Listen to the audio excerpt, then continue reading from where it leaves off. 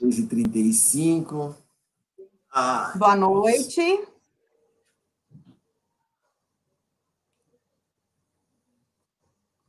Olá, boa noite.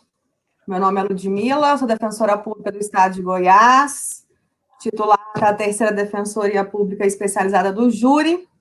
Nesse mês da Defensoria Pública, estamos fazendo uma série de lives com grandes doutrinadores deste país. Hoje temos a honra de receber Alexandre Moraes da Rosa e Auri Lopes Júnior para falarem sobre pacote anticrime e seus reflexos no processo penal. Deixo com vocês a bola. Tenho certeza que teremos uma aula maravilhosa aqui. Muito obrigada pela presença. Já agradeço antecipadamente. Obrigado, Ludmila. Vai lá, Auri. Beleza, bom, boa noite a todas e a todos. Ludmila, muito obrigado. Um prazer estar aqui, grande parceiro Alexandre. Falando para a Defensoria, que é a nossa casa, que a gente tem tanto carinho. Eu ontem já fiz uma ou duas lives, uma live para a Defensoria Pública de Pernambuco, não, me esqueci, Pará. Estive no Pará ontem, hoje nós estamos aqui em Goiás, então é a vantagem do online, o que importa é que nós estejamos na mesma temporalidade. Então, pessoal, a ideia qual é? É nós falarmos um pouco sobre o pacote anticrime, deixa eu mudar para cá, e ficou meio ruim. Aí, falarmos sobre o pacote anticrime e as influências do processo penal, que o processo penal sofreu com isso. E aí, claro, vamos fazendo uma conversa aqui, Alexandre e eu, com vocês, mas é claro que nós que estamos acompanhando, desde sempre, essas mudanças legislativas, quando o nosso ex-juiz, ex-ministro, né, o ex-ao-quadrado, Sérgio Moro, assumiu como ministro, e veio com aquela proposta de um pacote anticrime, o pacote Moro, a comunidade acadêmica ficou de cabelo de pé, todo mundo de cabelo em pé. Por quê? Primeira pergunta foi qual? Todo mundo se ligando, quem é que participou, qual foi a comissão que elaborou? Não teve comissão, foi um projeto de um homem só. Então foi de uma arrogância única, né? O cara pensa ser um marco zero de compreensão, que vai alterar o Código Penal, o Código de Processo Penal e a LEP à la carte, conforme a microvisão de mundo dele. E aquele pacote era horroroso. Felizmente, depois houve debate, porque aquela postura foi totalmente antidemocrática. Geralmente, nós que participamos de reformas, você tem uma comissão, juristas reconhecidos, um amplo debate, audiência pública, até chegar num texto final para ser proposto para o parlamento. Ele ignorou isso tudo. E claro que era muito ruim. Mais um problema. Nós precisamos, na verdade, de um código novo. O Sérgio Moro simplesmente ignorou que existe um projeto de CPP inteiramente novo, desde 2009, que custou milhares ou milhões de reais e milhares de horas de trabalho de muita gente. Ele ignorou a existência do CPP, do projeto, ignorou a existência de um projeto de Código Penal, podemos gostar ou não, mas foi uma comissão, um projeto debatido. Tem um projeto de LEP parado no Senado há anos, ele ignora tudo aquilo e diz: vou mexer na LEP, vou mexer no Código Penal, processo penal do meu jeito. E aí vieram coisas absurdas. Depois, muitas modificações, infelizmente, para atalhar a conversa. No final de 2019, nós temos a aprovação de um pacote que do Sérgio Moro não tinha quase nada. E o pouco que tinha é exatamente o que tem de ruim no pacote anticrime. O resto passou o sistema acusatório, juiz das garantias, que isso seria o maior pesadelo do Moro. Então, esse pacote, no final, é um pacote do possível. Porque, claro, que o ideal era um código todo novo, outra coisa. Mas no cenário atual, foi uma mudança até bastante avançada. Mudou muita coisa boa. Então, a ideia é apresentar isso e aí começar a trazer aqueles principais pontos que nós temos. Eu não sei qual foi a tua percepção, Alexandre, dessa apresentação, desse pacote que veio para nós, antes de entrar nele especificamente. A minha preocupação maior, né, Auri, nós discutimos isso na nossa ceia de Natal, quando sai o 24 de dezembro, nós nos ligamos, além de dar Feliz Natal e aquela história inteira, a gente estava assim, e daí? E agora? Isso, como é que foi promulgado? Primeiro que nós não acreditávamos que todas essas reformas foi um Kinder Ovo, né? O pacote crime, que a gente não tinha expectativa nenhuma de qualquer regra mais democrática no ambiente desse governo Jair Bolsonaro. Quando surge o pacote anticrime com algumas alterações significativas para nós, a primeira preocupação que nós vimos foi que haveria um movimento de boicote, né? Como de fato aconteceu no eliminado ministro Fux, em que um movimento de sabotagem inquisitória vai justamente retirar da eficácia da lei tudo aquilo que seria favorável à defensoria. A defesa, por assim dizer, é um devido processo legal. E, nesse sentido, nós começamos a escrever, não para inventar a roda, né? Os nossos primeiros artigos no Conju e depois nos livros nossos que nós fomos atualizar, que tanto eu quanto o Auri, nós apostamos no quê? Que o pacote não tem como ser declarado inconstitucional um artigo 3A que declara que é acusatório o sistema brasileiro. Não tem inconstitucionalidade nenhuma nesse dispositivo. Então, nós fizemos nossos livros com duas vertentes. Se o pacote for vigorar no artigo 3º, vale isso. Se não virar, vale a mesma coisa, porque o sistema acusatório já é decorrência da própria Constituição. E qualquer sorte, o que nós tivemos desde então foi procurar munir de estratégias para que o defensor, os defensores do devido processo legal possam articular defesas suficientes para boicotar esse movimento da sabotagem acusatória, como nós denominamos. Na verdade, Alexandre tocou num ponto muito importante, que é o seguinte: sempre que você faz uma reforma, e muito mais importante do que você mudar a lei, é você mudar a cultura, é mudar a cabeça. As reformas pontuais, como tem sido feito desde a década de 40, elas não conseguem romper cultura. O nosso CPP é uma coxa de retalhos. Pega o artigo 212, em 2008, era para ter sido uma revolução, adversarial system. O que aconteceu? Não vigorou, não funcionou. Continua a cultura inquisitória vigente. Por isso que era preciso um código novo. Não temos. Agora, Alexandre chamou a atenção para esse movimento da sabotagem inquisitória, que é um movimento autoritário, que é o seguinte: sempre que se faz uma reforma, nós temos que nos preocupar com o movimento contra-reformista, que vem, e vem raivoso, e vem forte. A Itália, quando fez a reforma de 88, sofreu uma contra-reforma poderosíssima. Então, nós estávamos esperando um movimento contra-reformista e um movimento que seria de manutenção do status quo autoritário e inquisitório, que é conveniente. Bom, o que nós não imaginávamos era uma liminar do ministro Fux, que foi um banho de água fria. Eu prefiro pensar que o ministro Fux, por ser um civilista, ainda cravado, uma visão errada de teoria geral do processo, pensa o processo penal com o olhar do processo civil. E penso eu que, por ter essa visão completamente obtusa e errada, ele não compreendeu o alcance das mudanças e o quanto a liminar dele puxou o freio, atrasou, e o que ela representa de retrocesso democrático civilizatório. A liminar do ministro Fux é um dos maiores retrocessos democráticos que nós podíamos ter. Por quê? Porque nós estamos falando, como o Alexandre disse, processo acusatório, sistema acusatório. Você vai declarar inconstitucionalidade do quê? Você vai declarar inconstitucionalidade de toda a estrutura inquisitória vigente, jamais do 3º A. Então, foi um problema sério. Essa liminar vai cair. Uma hora ela vai ser julgada e vai cair. O problema é o estrago que ela produz até a sua derrubada. Então, eu não sei, Alexandre, mas eu acredito que é uma questão de tempo, né? E isso fez com que os de sempre, os inquisidores de sempre, pudessem pescar daquilo que sobrou do Código de Processo Penal, dispositivos esparsos, selecionando 156, selecionando 310, para que, numa época de Covid, como os defensores públicos têm feito, e parabenizo vocês pela semana e pelo dia de ontem, que é a Semana da Defensoria. É uma alegria poder aqui estar com o Alan, com a Ludmila, com vários colegas aqui do Marcelo Pena, de Goiás, e trabalhar com vocês uma questão que nos parece importante. Hoje em dia, vocês estão numa época do Covid em que não tem mais audiência de custódia. Nós até escrevemos um texto, eu e o Auri, mostrando que a suspensão da audiência de custódia do prazo de 24 horas era incompatível com a própria decisão do Fux, quando foi relator da resolução do Conselho Nacional de Justiça, que ele já tinha declarado que era um prazo de 24 horas, era adequado, se houvesse alguma circunstância excepcional, poderia se justificar a não realização, mas com a suspensão das audiências reais, o que nós temos verificado atualmente é que nós voltamos ao velho modelo de análise de prisão na mão, aquele velho modelo de análise de prisão na mão. E aqui não se tem feito sequer o contraditório, né? Você tem uma resolução, a recomendação 62 do CNJ, ela é aplicada pela metade. O Beron Rocha, nosso colega defensor lá do Ceará, conseguiu uma decisão no CNJ recentemente, no Supremo Tribunal Federal também, fazendo com que a resolução, se for para cumprir a resolução, tem que ser cumprida na totalidade.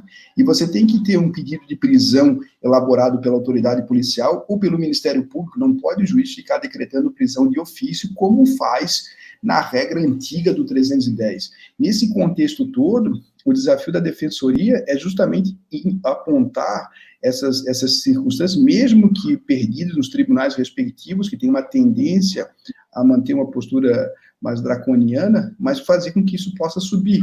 Hoje, o voto do HC, do ministro Schietti, que tem se mostrado um defensor das liberdades individuais, é significativo nesse sentido, em que nós não podemos manter uma lógica de pandemia que exclua direitos e sim uma ampliação de direitos.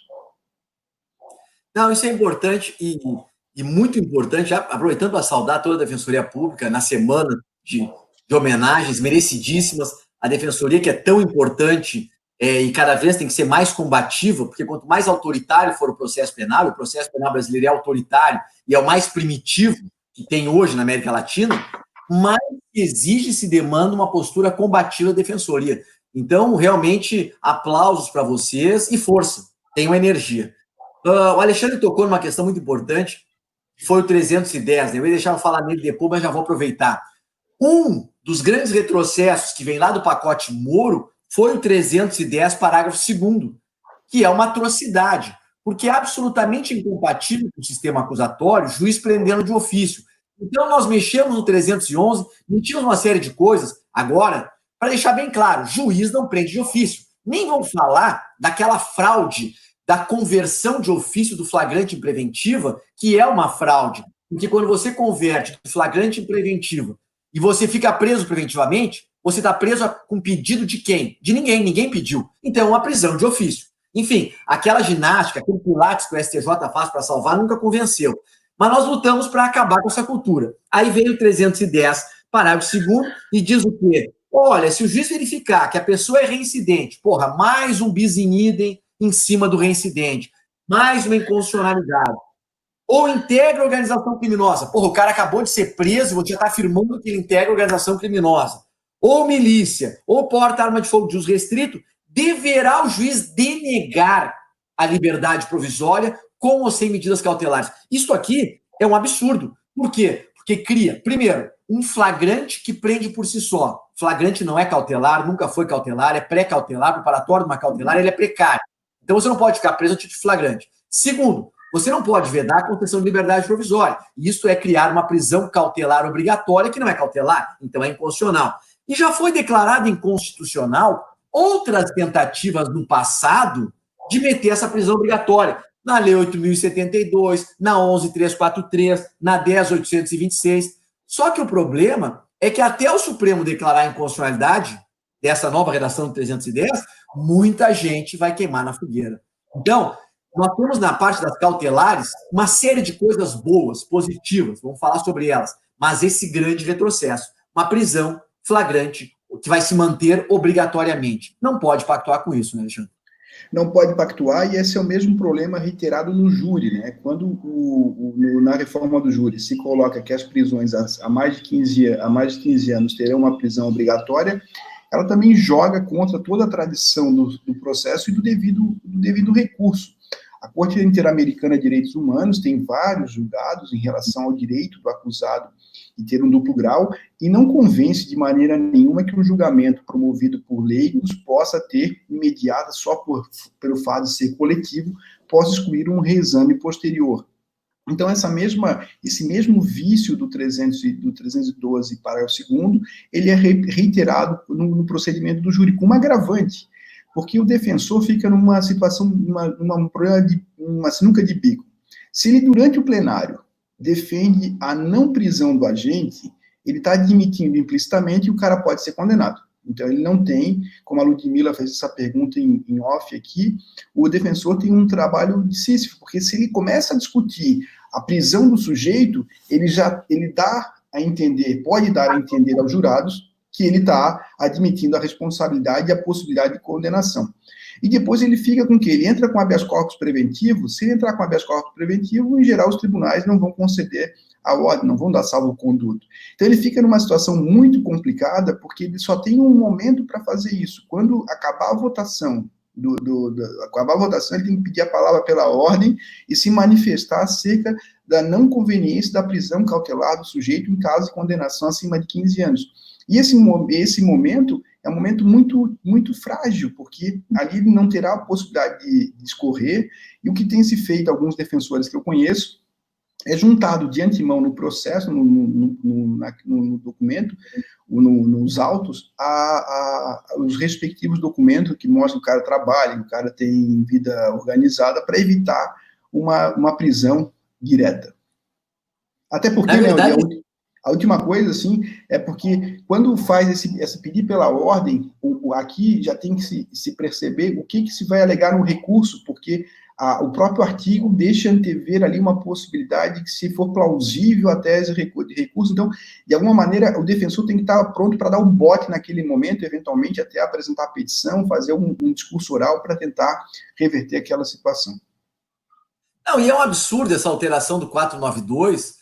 Primeiro, se é inconstitucional, e é flagrantemente inconstitucional, a prisão automática em segundo grau do HC 126.292, com muito mais razão em primeiro grau, porque júri é primeiro grau de jurisdição. Então é uma excrescência. Segundo, é uma questão de limite semântico. O conceito de trânsito e julgado que está na Constituição, no artigo 5º da presunção de inocência, não é um conceito que o Supremo vá reinventar. E eu estou muito preocupado porque o Supremo está julgando essa constitucionalidade da prisão do júri e vai responder aqui. Vai ser um grande erro se eles reconhecerem. Principalmente porque na decisão do júri cabe ampla devolução da matéria para o tribunal.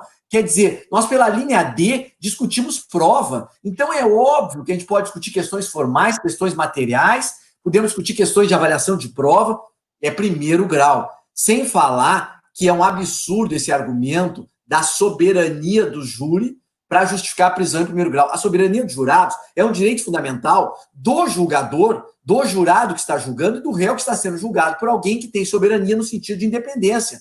Jamais poderia ser usado como argumento para justificar a prisão, era uma prisão obrigatória. E mais, né? Uma coisa fantástica é que viola, inclusive, o princípio de isonomia, porque se argumenta muito no discurso panfletário de que mais de 15 anos, ou igual a 15 anos, é uma pena muito elevada, o crime é muito grave. Bom, nós temos o latrocínio que começa em 20, vai a 30 e a prisão não é obrigatória. O latrocínio não vai para o júri e não tem prisão em primeiro grau. Então quebra a isonomia, tem crimes mais graves que não estão submetidos a essa regra de prisão em primeiro grau. Então não tem nem o que dizer, é um absurdo. Mas, hoje em dia no Brasil, eu temo muito por esse absurdo. E eu temo também, voltando à questão do movimento da sabotagem inquisitória, que o momento é ruim para nós, é exatamente a leitura do terceiro A. Porque o 3A, ele é muito importante. O processo penal terá estrutura acusatória. Primeiro problema, não temos paz conceitual sobre o que seria o sistema acusatório. Temos lá uma escola do passado, e um parênteses, né, Alexandre? Sem que ninguém se ofenda comigo, mas vamos ser honestos. Se nós pegarmos a década de 50 até a década de 90, quem escreveu o processo penal brasileiro foram membros do Ministério Público. Eram autores respeitados, que eu tenho muito carinho e admiração, mas eram membros do Ministério Público. Hoje, quando a gente se queixa do processo autoritário, nós temos que reconhecer que é uma doutrina autoritária com um lugar de fala claramente demarcado. Eu digo isso porque, às vezes, vem aquela crítica. Ah, mas o livro do Aurílio é advogado. Ah, quando é advogado, quando é defensor, não tem legitimidade. Agora, eles, acusadores, eles do MP, construíram esse processo penal autoritário que está aí e tem legitimidade. É um absurdo. E por conta daquele discurso deles, nós acreditamos, né, Alexandre, no mito do sistema misto e que o processo penal na fase processual era acusatório. É uma mentira. Nosso processo é inquisitório do início ao fim. Então, tem que mudar. Aí vem o problema da reforma pontual. Você mexe alguma coisa, mas deixa o 156, deixa o 385, deixa o 209, e aí começa o problema. Então, a primeira questão é essa, não tem paz conceitual. E a segunda, Alexandre, o que é? Vedada a iniciativa do juiz na fase da investigação.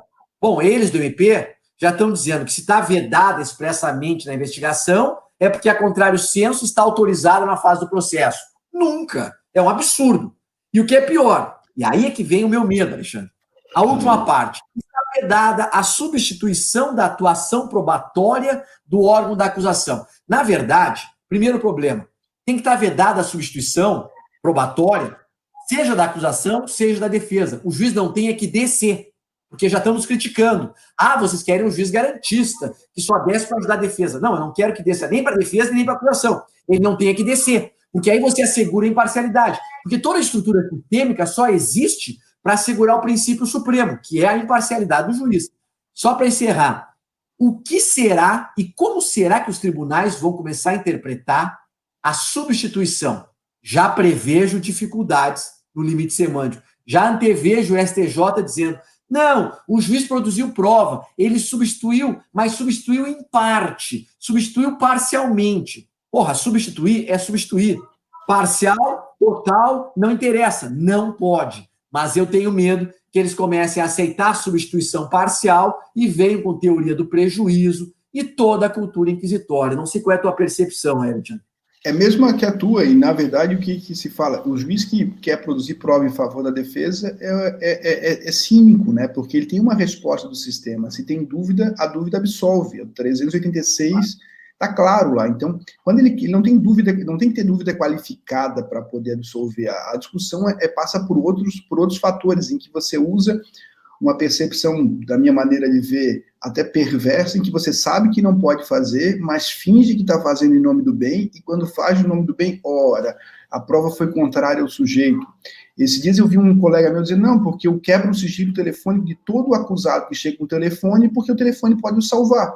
Eu disse, quando não salva? Ah, quando não salva, eu confirmo a minha certeza. Então, a gente está aqui em nome da verdade real. Porque tem gente em 2020 que acredita em verdade real. É desesperador. O Salah e eu escrevemos lá sobre o indúbio pro réu, réu com H-E-L-L, mas é muito disso, né? É o indúbio pro réu. E quando você fala dessa questão, Auri, que a nossa dificuldade será no acusatório, é porque também tem na apropriação do que vem a ser acusatório, nós trouxemos outros significantes que são alienígenas ao nosso modelo autoritário de processo. Hoje em dia você tem aquilo que muitos chamam de dúvida razoável, como se dúvida razoável fosse a mesma coisa de certeza. Então, não se tem um cuidado com a importação de noções que não são próprias, não são nativas, por assim dizer, e nós precisamos entender de onde é que elas vieram. Quando você foi ao Chile, quando você foi ao Uruguai, quando teve uma discussão sobre processo acusatório no SEJA, processo acusatório, na verdade, não foi implementado em 30 dias como pacote de crime. Todos vocês sabem que o Chile teve o quê? Uma acomodação, uma construção para poder mostrar ao Ministério Público qual é o papel dele, qual é o do magistrado. E se você não está bem no seu papel, você que mude. O que não dá para fazer é juiz xerife e juiz secretário de Segurança Pública, como diz o Casara.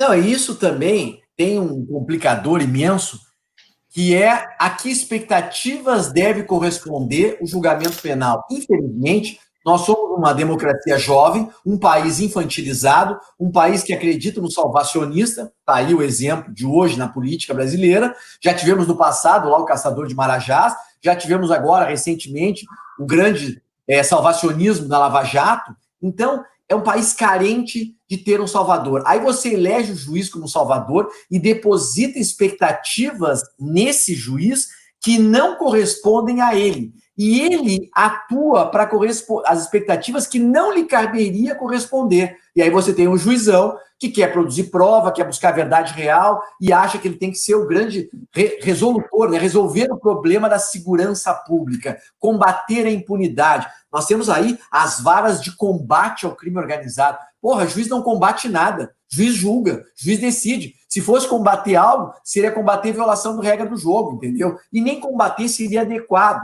Então, a gente tem um sério problema com isso. E aí, é claro, que vem o próximo tema, a continuação, que é por conta de nós termos uma estrutura inquisitória, um juiz que não atua com a imparcialidade, que não tem originalidade cognitiva, nós precisamos ter o juiz das garantias. Sim, é óbvio, nós temos que ter esse modelo doble juez, um juiz da investigação que não é o mesmo processo. Alexandre e eu escrevemos muito sobre isso, seja pelo viés da originalidade cognitiva, seja pelo viés da experiência cognitiva, enfim, para assegurar a imparcialidade, evitar os pré-juízos que geram imenso prejuízo. Eu, sinceramente, eu não encontrei até hoje nenhum argumento que seja minimamente razoável para justificar não termos juiz das garantias. Agora, temos pencas de argumentos e de estudos que comprovam a absoluta necessidade de você separar o juiz da investigação do juiz do processo. Eu só acho, Alexandre, eu não sei o que você pensa, que na nossa conformação atual, com o juiz indo até o 399, eu particularmente acho que o juiz das garantias invadiu demais a área processual, ele vai até a absolvição sumária. Para mim, ele deveria se limitar a receber ou não a denúncia e aí mandar para o juiz do processo. Mas, no Brasil, ele recebe ou não, se ele receber, ele vai citar, vai olhar a resposta à acusação, vai decidir se absolve sumariamente e só então manda para o juiz do processo. Eu acho que a gente criou o juiz das garantias com uma competência excessivamente larga. Não sei o que você pensa. Eu penso um pouco diferente, Auri, pela experiência do Chile. Por quê? Porque se o juiz atuasse do recebimento da denúncia em diante, ele teria acesso aos autos, à prova, ele teria que rejeitar a absolvição sumária. E como nós vimos no Chile, em outros lugares, o juiz quando chega para o julgamento, ele não sabe nem que caso que é. Ele só sabe quem é o acusado, qual é o crime. Se ele tivesse atuado anteriormente, ele teria contato para até poder rejeitar uma absolvição sumária. Então, me parece que esse recebimento reitera uma discussão que nós tivemos lá no passado, quando o senador Demóstenes Torres fez aquela alteração no 395, porque o recebimento da denúncia, de fato, era para ser o 399. Então, o que aconteceu? O Demóstenes Torres meteu o 395, nós ficamos naquela discussão, quando é que se recebe, no 395 ou 399, e agora, com o pacote de crime, ficou claro que o que acontece com o juiz das garantias? A gente vai ter um processo que vai até ali, e no dia do julgamento, o juiz que chegar para o julgamento não sabe o que tem em depoimento, não analisou defesa preliminar, não analisou absolvição sumária, ele realmente está cognitivamente originário. E é isso que causava muita estranheza lá no Chile, porque eu trabalho como juiz, então eu chego para trabalhar hoje, para julgar, eu não estudei o processo antes, eu não sei quem é testemunha, eu não sei nada, eu chego lá, quero saber, o acusado é quem? A Ludmila, eu estou impedido, estou suspeito? Não. Quem é as pessoas que estão ali? Não estou impedido, não estou suspeito. Eu não sei se é um roubo qualificado, se é uma receptação, eu não sei nada. Então eu chego, de fato, cognitivamente limpo, e me parece que, nesse sentido, tem essa questão. E só quero acrescentar uma coisa, Auri, que aí eu queria te ouvir também, que é a questão que nós temos que acabar com a noção de autos. O juiz do julgamento não recebe autos. Cada um tem que apresentar. Essa é a prova da materialidade. A defesa olha e joga limpo. Estou de acordo. Tem aqui problema da cadeia de custódia. Ou seja, o julgamento é uma sucessão de comprovações e acordos entre as partes, de um jogo limpo, e o juiz só vai ter contato com o laudo quando apresentado e validado, ou seja, ele realmente faz uma cognição originária. Isso é um tema muito importante que nos remete a uma próxima questão, que é exatamente o quê? Mudar a cultura. Estabelecer uma cultura de audiência, cultura de oralidade, e produzir em audiência, acabar com essa cultura de auto escrito, e isso já tem uma baita resistência, inclusive um dos grandes avanços que a reforma traz é a exclusão física dos autos do inquérito, ou melhor, a não inclusão dos autos do inquérito, que é algo que a gente escreve, Alexandre e eu, há muito tempo. Eu defendi isso aí na minha tese em 99, que obviamente inquérito não pode entrar dentro do processo, porque a maior garantia que você tem é de ser julgado com base em prova que se produz no processo, contraditório na frente do juiz. O juiz é um ignorante, ele tem que conhecer na audiência. O problema é que o juiz brasileiro, primeiro, ele já entra contaminado, com a imagem mental formada, ele já mandou quebrar o teu estilo bancário, fiscal, telefônico, te interceptou por 1 ano, já mandou te prender, já recebeu a denúncia, no modelo de hoje, né? Quando tu entra na audiência, ele já sabe tudo de ti. A defesa sempre entra correndo atrás de um imenso prejuízo. A gente sempre entra no jogo já perdendo de goleada. Conseguir uma absolvição é milagre, nesse cenário cognitivo completamente adverso. A gente tem um faz de conta que existe igualdade cognitiva, porque não existe. Mas aí vem uma questão. Tem que excluir fisicamente? Tem. Não tem que ter autos? Não. E aí, já temos um problema, né, Alexandre? Que é o quê? O Ministério Público já está se articulando. Nós escrevemos um artigo onde a gente sustenta mais ou menos o seguinte: olha, vai ter que ter uma espécie de saneador. Esse juiz das garantias, quando termina a decisão, não absolveu sumariamente, ele vai separar a denúncia, a decisão de recebimento, as cautelares, né, Alexandre, que ele decretou, aquelas irrepetíveis que tem que ir, só isso, e mandar para o juiz do processo, só isso. Ponto. O resto, como diz o próprio artigo 3º, tem que ficar depositado lá na Secretaria de Justiça e Garantias, digamos assim, à disposição das partes, para você saber qual é a prova que tem lá, para ver se você vai produzir ou não. Mas a prova produz o processo. Qual é o meu medo, Alexandre? Já ouço, e aí é claro, estrategicamente, e aí eu aprendo sempre com o Alexandre, o agir estratégico, teoria dos jogos, o livro dele é fundamental nisso. Você tem que estar sempre 3, 4 movimentos na frente. Eu já estou ouvindo o que os inimigos estão falando, e já estou vendo autores do Ministério Público dizendo, olha, essa história de não poder juntar é muito relativa. Promotores, tirem cópia integral do inquérito e juntem lá na instrução. Ou peçam para requisitar os autos. Ninguém pode vedar isso. Claro que pode, está vedado expressamente. Não se juntarão, diz o artigo 3º. Não se juntarão. Então, você não pode juntar cópia. Isso é uma burla que vai transformar essa prova em prova ilícita e que, a valer o 157, o juiz que toca na prova ilícita não pode continuar no processo. Eu acredito que esse artigo não vai permanecer, já foi vetado pelo Lula, mas, a rigor, o que importa é que temos uma prova ilícita. Como é que você vê essa tentativa de burlar a regra do jogo, juntando aquilo que a lei expressamente diz que não vai para dentro?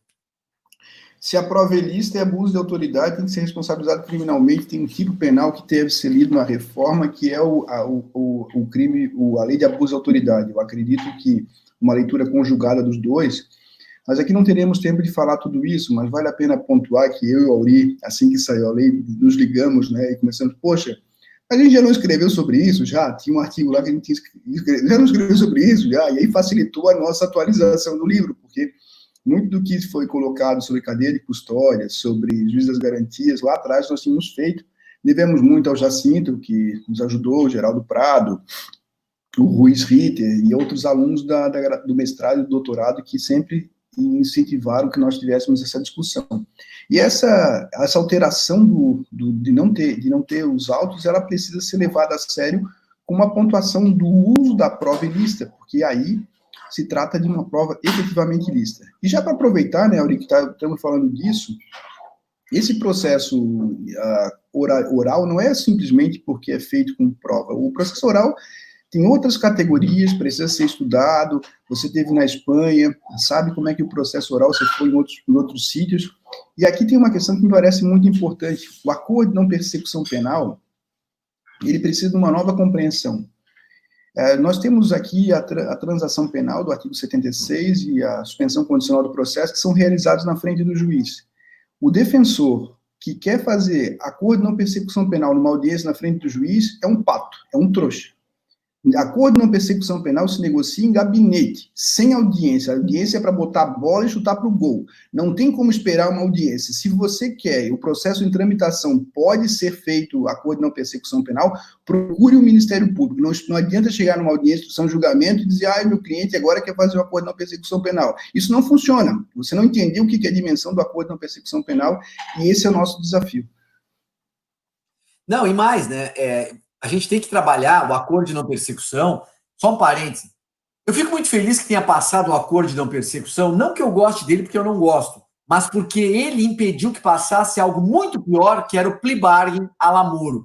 O plea bargain que o Moro queria era literalmente o fim do processo penal brasileiro. Era acabar de vez. Graças a Deus que não passou. Segundo ponto, eu estou fazendo uma pesquisa agora, não consigo terminar por conta da pandemia, mas é o que, Alexandre? Eu peguei assim, um aluno e botei para olhar todos os artigos do Código Penal, mais 5 leis esparsas mais importantes. Lei de tóxicos, não me lembro mais o que era, Maria da Penha, não, acho que eu peguei a lei de armas, enfim, mas um pouco à la carte, que não dá para trabalhar com tudo. Os crimes contra o sistema financeiro nacional, enfim, ordem tributária. Se você pegar todo o Código Penal, e mais 5, 6, se quiser fazer mais, ótimo, leis penais extravagantes, tabular pena mínima e pena máxima, e começar a verificar quanto desse leque de mais de 300 tipos penais, quantos cabe transação, quantos cabe suspensão condicional e quantos cabe o acordo de não persecução. Olha, nós estamos muito perto, talvez até mais, de 70% de possibilidade de negociação. Isso já é um número absurdamente alto. Não precisamos de mais nenhum passo de consenso. Isso aí já dá conta, tranquilamente. Aí vem a lógica. Lógica negocial não é lógica de confronto. Ponto. Quando nós escrevemos delação premiada, você pode não gostar da delação premiada, ter suas reservas éticas, mas está aí, é uma realidade. E ou você aprende a jogar esse jogo, ou você vai ficar para trás. Essa é a verdade. É um instrumento de defesa. E aí nós escrevemos e juntos desenhamos o quê? Porra, a delação é uma lógica de mercado. Qual é o produto que você tem? Qual é o preço a ser pago? Qual é o timing? Qual é a estratégia? O que eu mostro? O que eu não mostro? Isso é muito complexo. É uma lógica de jogador, que tem que demandar um estudo do cenário, do campo, do momento, do produto, do preço, tudo, de quem é o adversarial, quem é que está do outro lado, né, o teu adversário, quem é que está lá, quem são os players desse jogo. Bom, lá no acordo de não persecução, guardadas as proporções, você vai ter que confessar, você vai ter um produto a oferecer, qual é o preço. Eu agora, anteontem, recusei um acordo de não persecução penal na hora. Por quê? Simples. Vantagens e inconvenientes. A proposta era tão abusiva que o meu cliente, ainda que condenado, certamente não teria uma condenação tão onerosa como é o acordo. Porra, isso é de uma burrice absurda. É você não querer negociar. Então não tem nem negócio. É claro que eu dei a meio na barganha, o cara não quis, ponto. Encerrou. Mas você tem que saber trabalhar. O André Bermudes, que foi me orientando, escreveu um livro, A Investigação Criminal Orientada pela Teoria dos Jogos, ele é delegado de polícia. E a gente está fazendo um livrinho agora justamente sobre isso. Nós escrevemos um livro para entender a delação premiada a partir da teoria dos jogos. E agora a gente está fazendo um com a Luísa Walter Rosa, que é sobre o acordo de não persecução penal. Então nós fizemos o elenco já desses crimes que poderiam ser, e é realmente isso, é um volume significativo. E para fazer isso, nós fomos estudar o perfil de cada promotor. Então, quando você vai com promotor e com delegado, com o MPF ou M estadual, você tem que conhecer esse personagem. E muitas vezes, não só conhecer o personagem, como entender que talvez não seja você que deva negociar. Eu tenho afirmado em algumas defensorias que esse papel pode ser de um defensor neutro que não tem aquele combate diário na audiência com o Ministério Público, que não tenha rusgas decorrentes de atividades anteriores. Eu não vivo num mundo baunilha, eu não vivo num mundo pônei.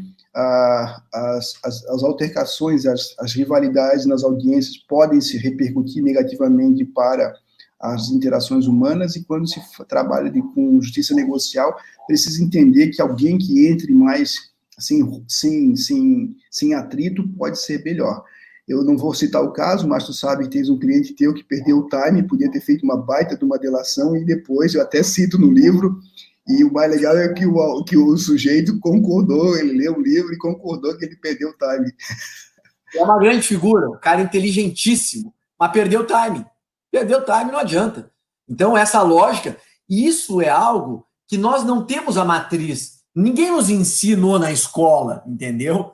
Então, é um outro mundo. Isso que o Alexandre falou, daqui a pouco, estrategicamente, é mais interessante você ter alguém, outra pessoa, para negociar. Por quê? Porque o cara tem mais habilidade, tem mais diálogo, estabelece uma negociação melhor. O que interessa é o resultado final, então vamos trabalhar para isso. Então é muito complicado. Agora, olha, Alexandre. Eu queria dizer que eu também fico muito contente nesses últimos tempos, assim, que o mundo dá volta, o mundo gira, né? E tem alguém que está sendo investigado agora que está reclamando da ausência de paridade de armas, que é alguma coisa que a Defensoria o tempo inteiro reclama, né?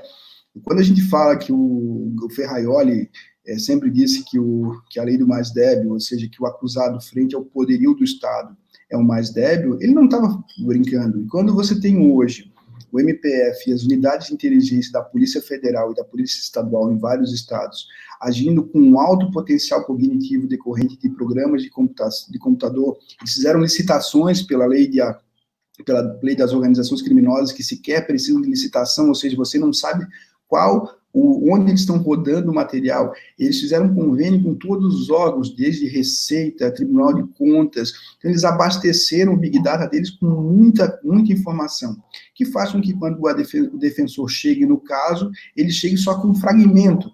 E nesse fragmento, eles usam algumas táticas que no livro eu acabei escrevendo um livro sobre teoria dos jogos, que é o guia do processo penal.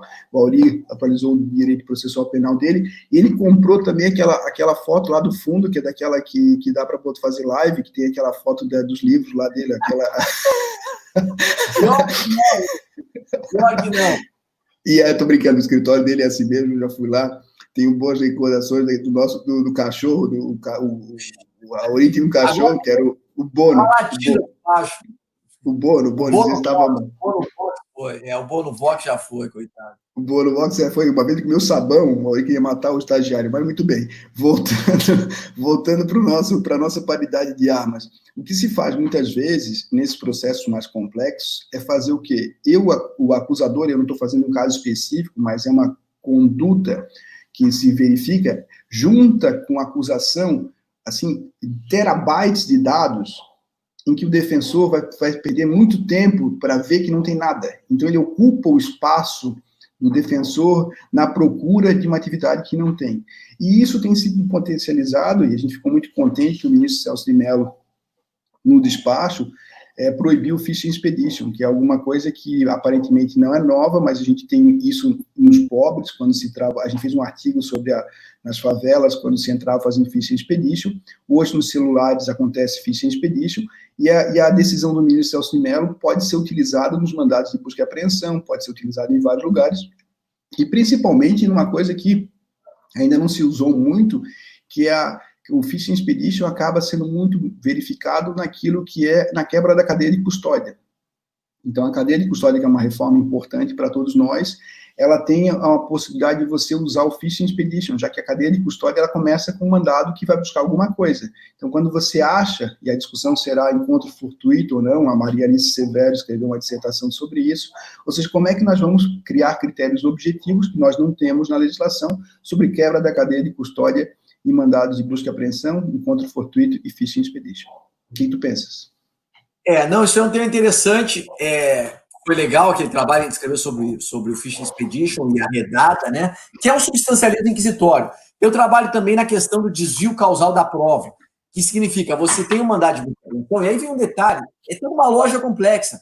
A polícia pede uma busca e apreensão. Para isso, ela tem que circunscrever qual é a pessoa, qual é o lugar e qual é o caso, qual é o crime que está investigando.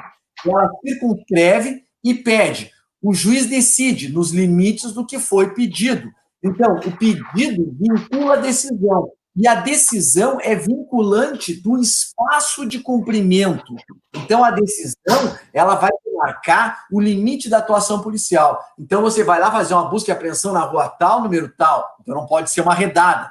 Eles adoram fazer buscas genéricas quando é numa comunidade pobre. Eu quero ver fazer lá no Leblon, fazer num bairro chique aí. Aí eu quero ver fazer uma redada. Isso não existe, né? É sempre contra o pobre cliente preferencial do sistema. E segundo ponto, você vai lá para fazer uma busca e apreensão de documentos para comprovar crimes de sonegação fiscal.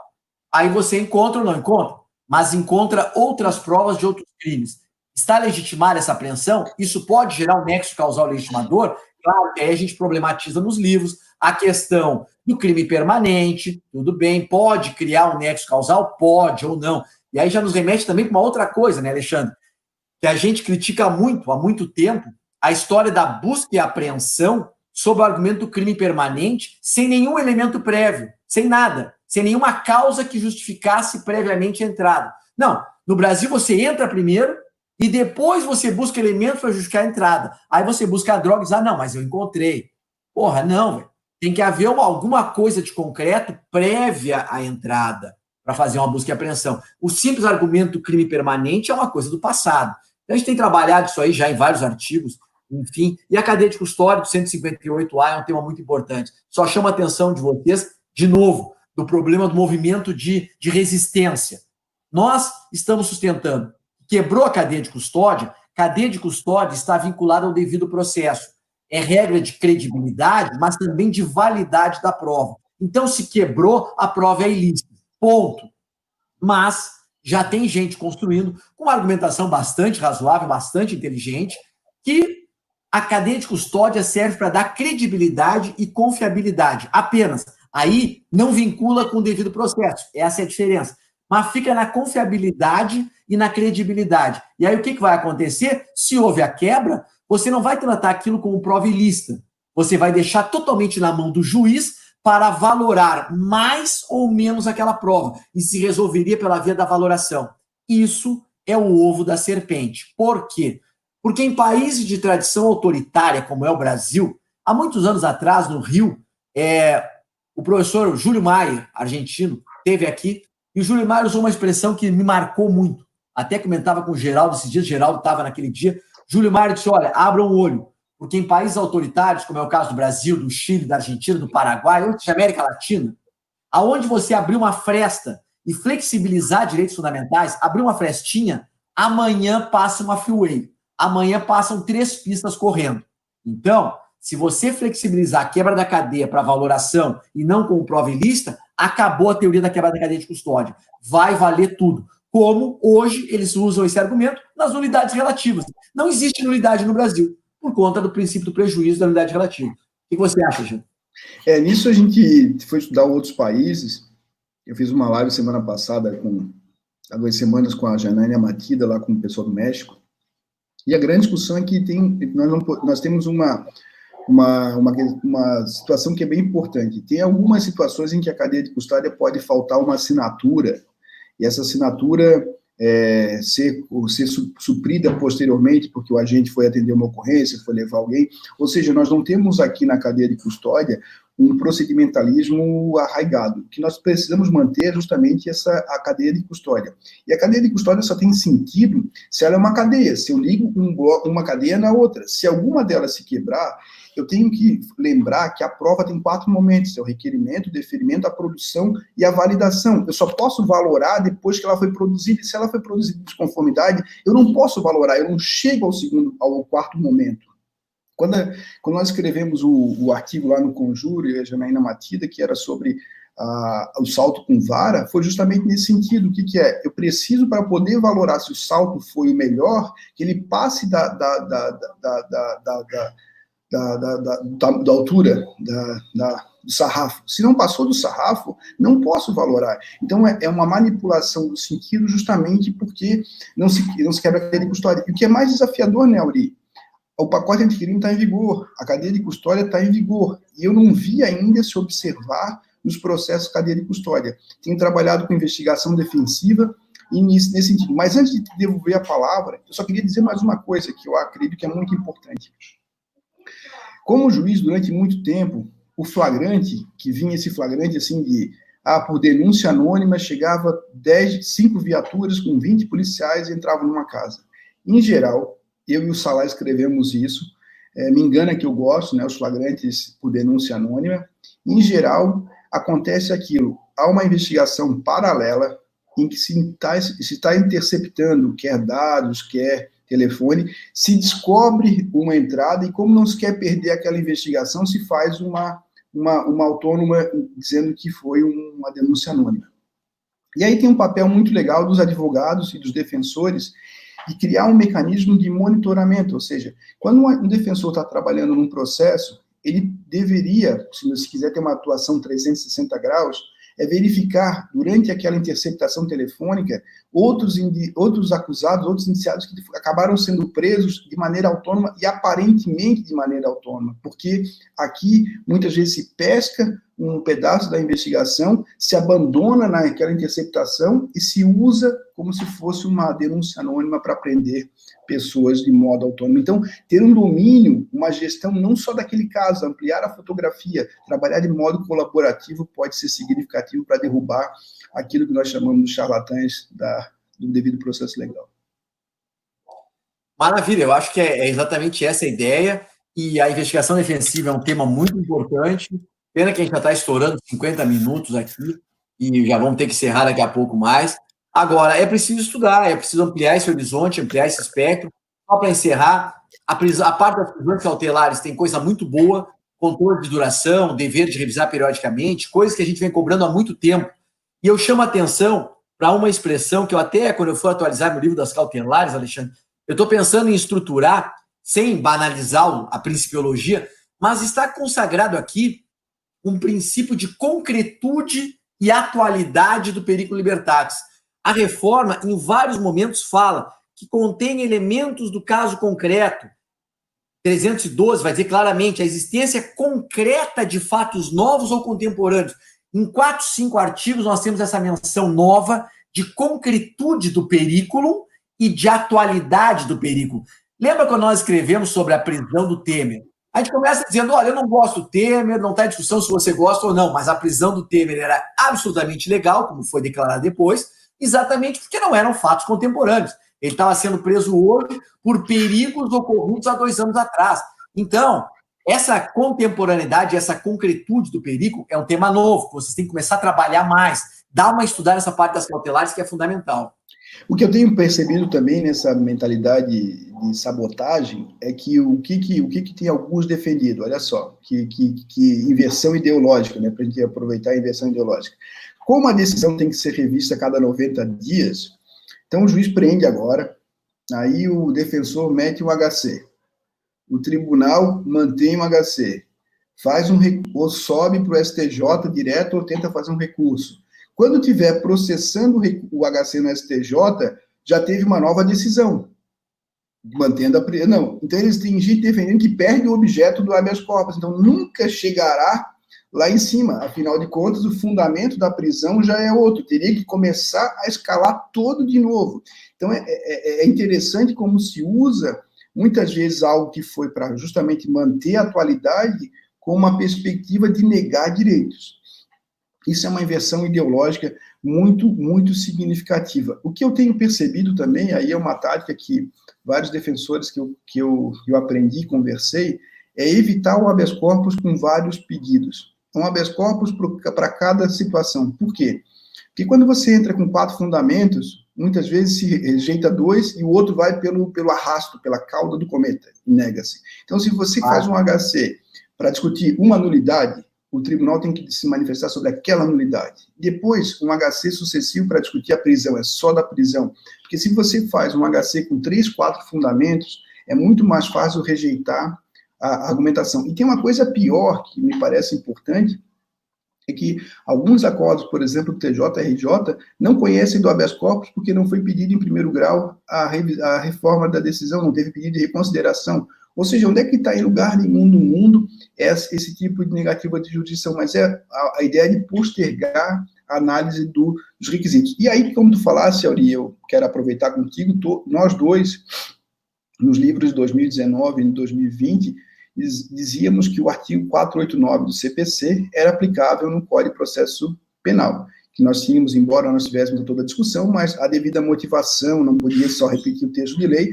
e agora nós teremos o 315, que embora previsto ali nas cautelares, num dispositivo de parágrafo, ela espraia e ilumina todo o sistema, espraia para cautelares, para prisão preventiva, ou seja, eu tenho a possibilidade de exigir no que se refere à clássica distinção entre fundamentação e motivação, uma motivação adequada, que supere as verdades dadas, como a gente chama de mantras do processo penal, justamente porque tem isso.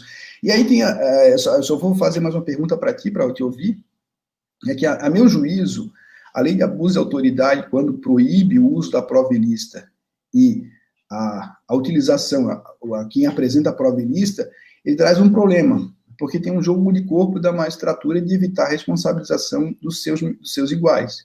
Então, me parece que a se conferir vai se evitar declarar prova ilícita pelos efeitos que teria na responsabilidade de cada um dos agentes pelo uso de prova manifestamente ilícita.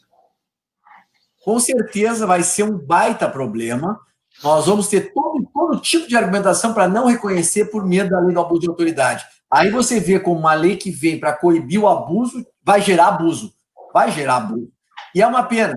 Eu sou muito cético em relação à lei do abuso de autoridade, porque eu acho que, especialmente no que se refere a esse tipo de situação, de prova ilícita, ou de violação de prerrogativas de advogado, a polícia não vai investigar, os promotores não vão denunciar e os juízes não vão condenar ninguém. Bom, aonde é que essa lei vai se efetivar? Vai se efetivar contra o policial, contra o juiz que incomoda, porque absolve, porque pode ter incomodação. Agora, para outras coisas não vai funcionar. E quando o Alexandre estava falando da fundamentação, é o artigo 315. Fala. Eu queria dizer para ti que eu acho que, por mais que nós não concordemos, olha só que loucura que é. Por mais que nós não concordemos, eu vou começar a defender que a prova não é ilícita, a prova é ilegítima, porque não gera... Veja como uma distinção que nós não concordamos, mas uma distinção que é clássica, pode salvar o acusado, porque eu vou dizer, não quero falar de prova ilícita, porque aí da responsabilização criminal, quer dizer que a prova é ilegítima. Então, ela viola uma regra procedimental. Viola uma regra de processo penal e não é ilícita, ela é ilegítima. Essa distinção lá de trás se fez, mas a gente não concorda com ela. Agora, olha o que é o absurdo, né? A gente vai ter que fazer uma distorção total. Mas o artigo 315, eu queria só chamar a atenção antes de terminar, que é o 315, parágrafo 2º. Ele é muito importante, porque diz que não se considera fundamentada qualquer decisão judicial, seja interlocutória, sentença ou acordo. Olhem e vejam a abrangência disso. Não se considera. Esse artigo 315, parágrafo 2º, estabelece um novo patamar de qualidade da fundamentação das decisões, e não só em relação à prisão cautelar, porque fala acordo, fala sentença. Então, se liguem. E outra coisa que o Alexandre chamou a atenção, que é bem preocupante, é a história do novo título da cautelar sendo gerado a cada 90 dias. Isto é uma fraude. Nós já enfrentávamos no passado essa questão. Você entrava com o habeas corpus no meio do processo, o habeas corpus levava tanto tempo para ser julgado, que quando ele era pautado no STJ, já tinha sentença. Aí não se conhecia do HC, porque havia um novo título. Isso é uma fraude absurda. E você é duplamente punido. E a demora gerada por eles é usado como argumento contra você. Quer dizer, além de ter a demora, ainda tem um esvaziamento do habeas porque mudou o título. Então, assim, às vezes realmente dá uma tristeza existencial profunda, né? Uma brochura jurídica. Mas, enfim, Alexandre, já falamos demais. Não sei se tem alguma pergunta, senão nós vamos ter que encerrar, né? Eu tinha só uma pergunta que me foi feita, a Ludmila me fez uma pergunta e eu queria dizer para vocês que na parte de execução penal, foi a pergunta do Marcelo, né? Do acordo de não persecução penal, nós temos na parte da execução penal tudo piorou, né? O que a gente pode utilizar como regra, e aí a única coisa que já está em discussão, aliás, já tem a DIN, é que o fundamento do ministro Fux para suspender o juiz de garantias foi que daria despesa e não estaria previsto no próprio projeto de lei, como deveria ser a fonte de custeio. Todo o aumento da pena, recrudescimento, implicou, por via de consequência, no aumento da despesa, e não foi apontada a fonte de custeio. Então, um argumento técnico que pode eventualmente ser utilizado, mas me parece que essa lógica do encarceramento é cada vez mais vigente, tanto nós agora estamos... E a gente até achava que prisão domiciliar era boa, mas depois a gente ficou 2 meses preso, a gente acaba achando que a prisão domiciliar não é tão boa assim, né? Salvo se fosse para ficar dentro. Então, respondendo isso, do ponto de vista normativo, eu acredito que poucos juízes poderão enfrentar as inconstitucionalidades decorrentes do recrudescimento, embora o estado de coisa inconstitucional, porque é muito difícil você sustentar um lugar de juiz um pouco mais garantista na execução penal. Vire por todos o que acontece com os juízes da execução penal que bancam o jogo e vão para cima do sistema, que, em geral, são ostracizados e recebem punições. Então, nisso a gente vai lá, estou à disposição de vocês no Instagram, a gente tem os nossos livros aí para poder, saiu um livro agora novo do Yuri Félix, o teu pupilo, né, Yuri Félix, e do Rodrigo Oliveira, sobre pacote anticrime, um livro que a gente também, nós dois escrevemos um texto, tem muita gente legal, quem quiser está lá para Leitor e Mais, um livro que saiu ontem. Só para avisar também o seguinte, só para dar outro recado, Ludmila, eu montei um site para venda direto do meu livro, que é www.aurilopesjunior, JR. Eu tenho o site aurilopes.com.br, que é o do escritório. Não, aí eu criei um outro que é o Lopes Júnior, Auri Lopes Júnior, que é onde eu faço a venda direto, com dedicatória. Só não está porque o livro esgotou numa velocidade espantosa e a Saraiva realmente deu uma cochilada. Mas a partir do dia 26, eu já devo estar recebendo uma nova remessa, nova tiragem do meu livro, e já vou disponibilizar no site para quem quiser. Eu faço dedicatória e mandamos, chega direto em casa. Eu vou aproveitar, então, Ludmila, se daí, assim, no site da EMAIS, lá, quem quiser, tem um desconto até dia 30, que é botar Player 15, tem 15% de desconto, me manda no Instagram que eu mando para vocês certinho, quem quiser desconto do livro do guia. Tem 932 páginas. Obrigado, pessoal, obrigado, defensores do Brasil, é uma alegria estar com vocês.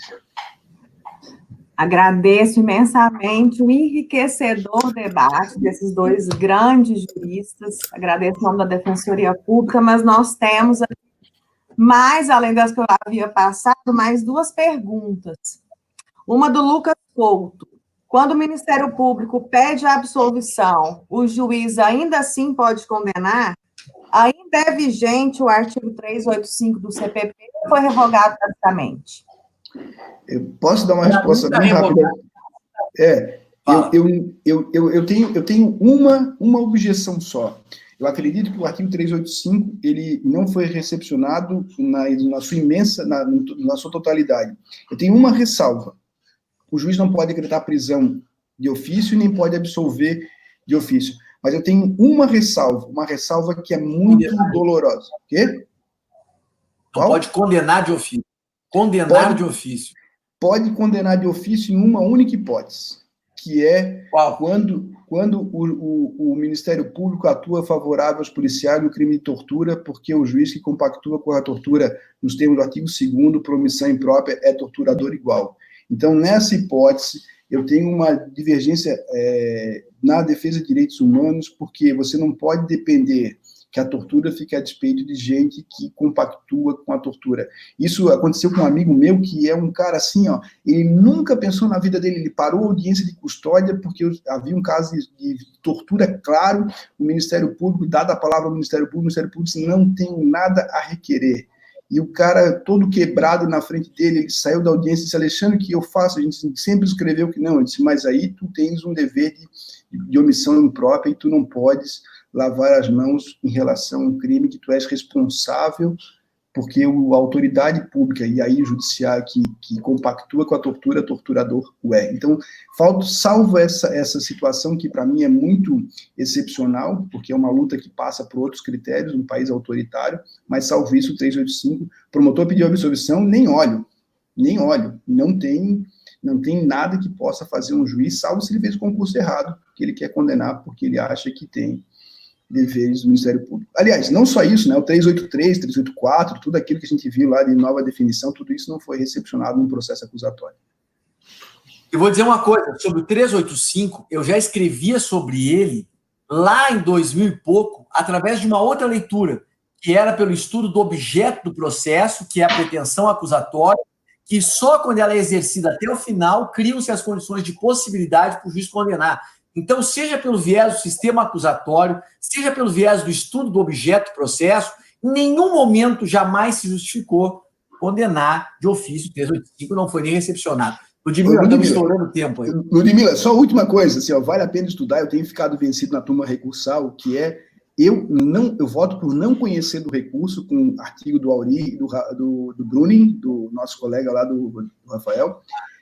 Recurso, absolvição em primeiro grau, tem absolvição, eu não conheço o recurso do Ministério Público, porque se nós reconhecermos e houver a condenação, o sujeito não tem direito a um recurso de análise de prova, isso viola a Convenção Americana de Direitos Humanos. Então, absolver em primeiro grau, não cabe recurso do Ministério Público. Tem uma decisão do Celso de Mello que pode ser utilizada pela Defensoria. Muito obrigado.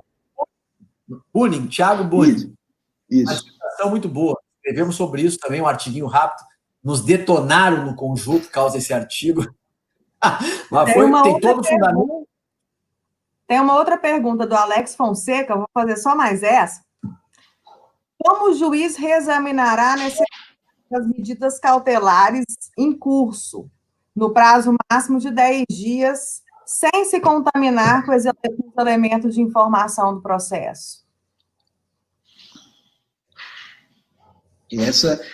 Essa é uma pergunta muito sofisticada, porque a ideia do sistema é desabastecer o volume de processos. Se for, de fato, levado a sério o acordo de não persecução penal, mesmo não passado plea, quem foi ao Uruguai sabe que o juiz no Uruguai lá fazia 500 audiências, 500 processos por ano, e ele foi fazer dois. Então, a ideia do sistema, de fato, é que se você tem uma ampla negociação, o volume de processos que vão a julgamento será menor. Então, o fluxo não seria dessa ordem. Mas, se houver a necessidade do juiz analisar, ele tem que analisar um incidente único, que é o incidente da custódia cautelar. Ele não tem que analisar todo o processo, tem que analisar o pedido, o fundamento e os elementos indicadores da necessidade, da atualidade da medida cautelar. Na realidade, basicamente, existe ainda concretude e atualidade do perigo libertatis. É isso aí. Então, tem que ter uma análise bastante superficial e cravada no perigo libertatis. Exatamente. Muito obrigada, Alexandre e Auri. Inclusive, o tempo já passou aqui, estourou muito mais do que foi o combinado. Sinceros agradecimentos à Defensoria Pública por tanto ensinamento que nos deram hoje. Nós que agradecemos. Estamos juntos aí com vocês. Um grande abraço, pessoal. Tchau, tchau, vocês. Um abraço. Valeu. Meus agradecimentos à Defensoria Pública. Gostaria só de finalizar deixando parabéns para os meus colegas, que sempre honremos o verde que nos colore, meus queridos, o verde da liberdade, o verde da esperança, que em todos os 19 de maio nós reafirmemos o nosso compromisso com a Defensoria Pública, com a defesa intransigente dos direitos humanos. Meus agradecimentos à Defensoria Pública, à Associação Goiana das Defensoras e dos Defensores Públicos, à Escola Superior da Defensoria Pública. A live vai ficar salva aqui, sim, no YouTube. Muito obrigada, um ótimo fim de semana, um ótimo final de quarta-feira para todos nós. Até mais, um beijo.